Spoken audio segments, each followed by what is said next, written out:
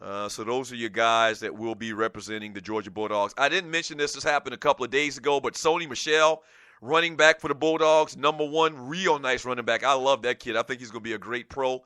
Who does he remind me of? He reminds me of, just any scat back that you could think about, but he's got some power as well. He broke his damn arm on one of those little all-terrain vehicles. I mean, come on, bruh. Come on, bruh. So they're not really, I haven't seen where they're saying how long he's going to be out for. He'll have an opportunity to heal. Once again, we got 2 months before the season probably gets going at the end of August. So bad story there if you're a Georgia Bulldog fan. And also some NFL news and notes, and you're listening to the Doug Stewart Show. Have y'all seen that story, that E60 story with Calvin Johnson, where he talks about why he's retiring from the NFL or why he walked away from the game? And mainly he was talking about his body was taking a beating. Talked about the concussions that he acquired through the years. Maybe not any quote-unquote official concussions, but he talked about how, pretty much every other play is a concussion. It might not be a concussion that they can document or they can, scalably measure. But, yeah, I mean, it's a car crash every single play. My brother used to say that all the time, that every single play is a mini car crash. He says, quote, if you were hurting, then you could get them. It was nothing. I mean, if you needed Vicodin, call out, my ankle hurt, I need it. I can't play without it or something like that. It was simple. That's how easy it was to get them, So if you were dependent on them, they were readily available. He was talking about prescription drugs for pain that he basically said they used to pop like Tic Tacs when he first got into the league. And how he didn't want to be hooked on anything like that. He thought it was time for him to get out. He says, I know where my body's at. I know how it feels. He said, I know how it felt to get it every day and to be out there actually doing it every day, the pain to do it. So I'm just like, you can't take Toradol and pain medicine every single day. You got to give that stuff a rest, and that was one thing I was willing to do. So he kind of goes into detail about why he called it an early career in a lot of people's minds and quit playing in the NFL for the Detroit Pistons. And one last story, man, Paul Hornung. If you haven't seen that story on Calvin Johnson, you can go and see it readily anywhere, a lot of places, online, on demand or whatever, E60. Paul Hornung, legendary, who did he play for, Green Bay Packers? Old school. Let me see. Let me make sure. I think he played for the Green Bay Packers. Yeah. Running back for the Green Bay Packers. He says that he is suing the equipment manufacturer, Rydell, on Thursday, saying football helmets that he wore during his professional career in the 1950s and 60s failed to protect him from brain injury. Now, I got a little funny story, and it's not funny, I guess, because this is kind of like a serious issue. But if you're listening to this show and you played football, especially during the era that I did, I played in the 70s and 80s, right? If you remember the early 80s during the time when you played football, there was always, at least on my team, at least on my high school team, and at least when I played Little League football as well, but in high school, not so much college, when I got to college, 87 or 88, 89, but in high school during the early 80s, there was this unwritten, known separation from the quality helmets between Rydell and Bike. Like, those were the two big names in the helmet game, I guess, at the time.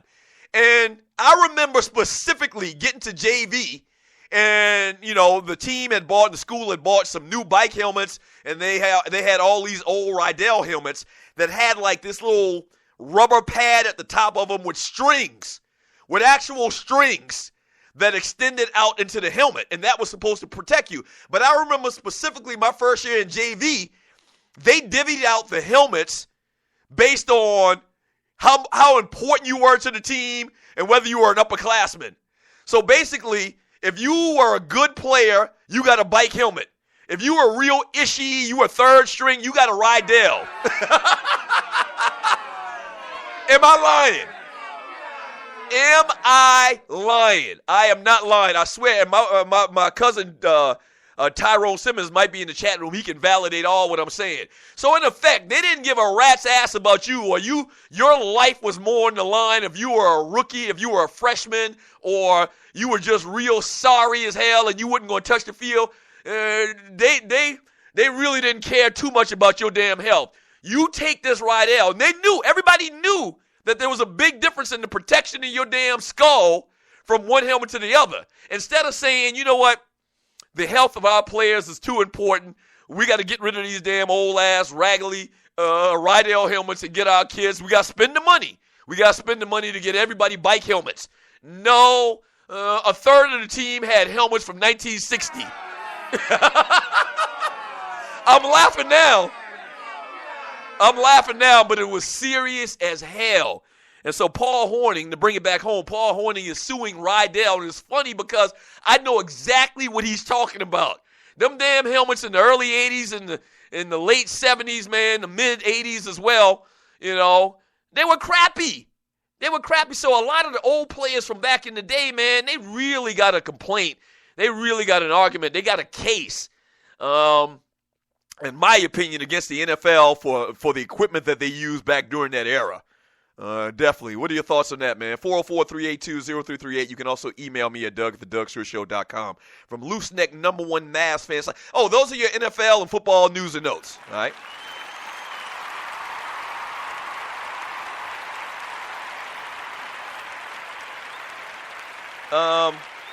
Loose Neck #1 Mavs fan side says Scrubs had Rydells. I guess the Falcons are sponsored by Rydell. I see. Y'all been very, very chippy today with a lot of this negative commentary, man. I mean, come on. Can't we all just get along?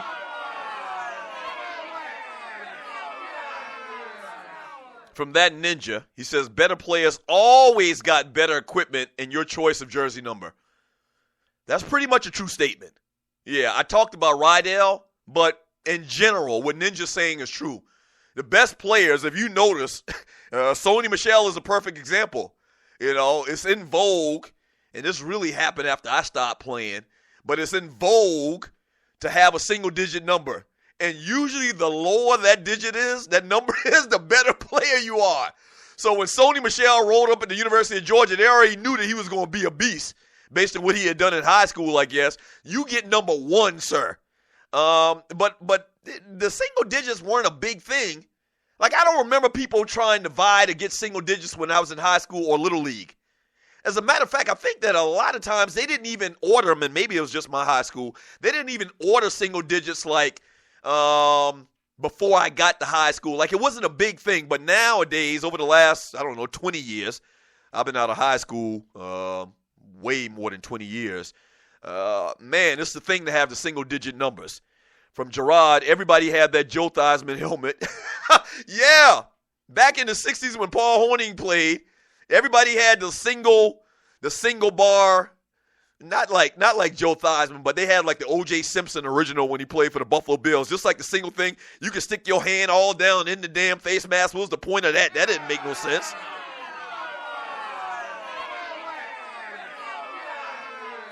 From Rel Scott, Rel, the unofficial intern Scott, he says they gave you the Joe Theismann helmet when they don't care about you. Yeah, and for the most part, what Ninja said is exactly right.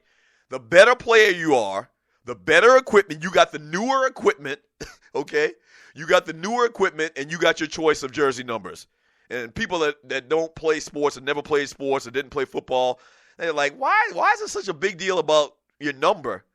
Trust me, it's a big deal.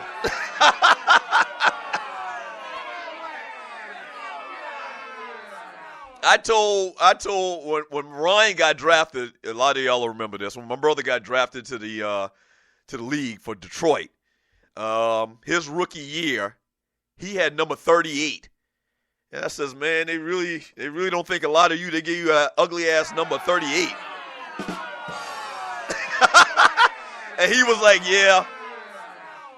He was like, yeah, I don't know how that happened. I was like, yeah, I know how it happened. They don't think a lot of you. And then the next year he got 42, which was kind of like an homage Ronnie Lott. Did he ever wear 24? No, he never wore 24. 24 was a number he had in college and in high school.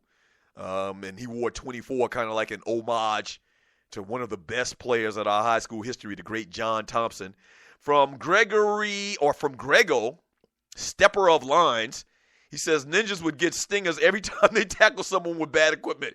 Yeah, really, man. Yeah, I'm really feeling Paul Hornung. You know, I kind of fall on the side, and you're listening to the Doug Stewart Show, I kind of fall on the side of these cats know what they're getting into, playing in the NFL, and, you know, if they had the opportunity, if you could make them sign a waiver before they came into the league, they would still sign it. You know, they still want to play in the NFL, make the money, the fame, the brand. They would still do it. But the equipment, man, if you can really determine that the equipment that they gave your ass back in the 60s or the 50s or whenever Paul Hornung and them cats played was crappy and they knew it was crappy, they got a case. They got a case, man. I'm telling you. From Loose Neck, number one Mavs fan side, Doug was a scat bag wearing number 62 in that Earl Campbell breakaway jersey. Sir, that's a lie.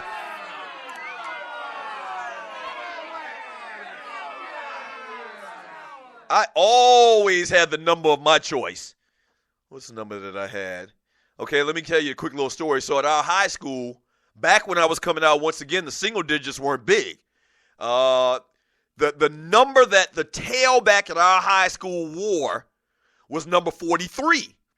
It goes back to like the early 80s. We had a running back named David Barnett, one of the best running backs in the history of our high school, one of the best running backs in the state of South Carolina ever.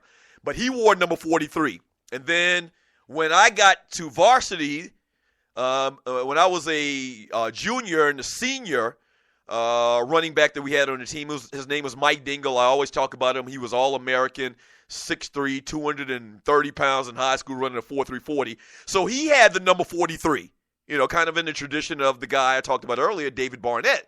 And so I couldn't wear 43 because Mike, an established veteran, already had it. So I said to myself, and I think me and my pops had this conversation, you know, why don't you get a different number and make your own legacy? Thus, I got a 40s number, and I got 41. That's right. I made my own damn legacy. Yeah, but the single digits weren't the thing. The 40 number was the thing for a running back at Berkeley High School. Yes. You gonna eat your beans and cornbread? Yes, it's your grown man Gator. P-I-N-C. Yeah. Hey, man, thank you so much for joining me today on the Doug Stewart Show. I really do appreciate it, man. Let me see if we got anybody else to donate it before we get out of here. Let's see. Hold on a second. I got to give a shout out if you donated.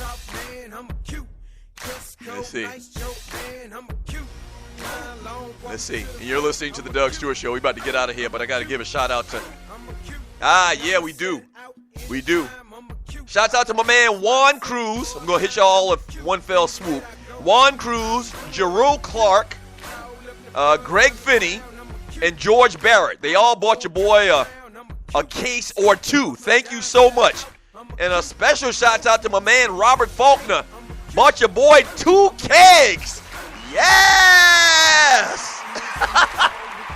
Thank you for donating to the Doug Stewart Show, man. We really appreciate it, man. Thank you very much. All right. Don't forget, no show next week. No SME next week. We're totally dark next week, okay? No shows next week. But we will be back the following Monday, bright and early, 10 a.m. Eastern Time, right here on the Stewart Media and Entertainment Network. So go and listen to some other shows and compare them to what we do around here. You'll see the crappy shows out there. All right? So go ahead and listen to other shows as much as you want. You'll see how much you miss us. Hey, man, coming up next, Sports and More with my man Vince Wright and Reg, a.k.a. Dollars and Cents. So don't go anywhere else, all right? Stay tuned. Yeah. Don't forget, book your hotel right now if you're coming to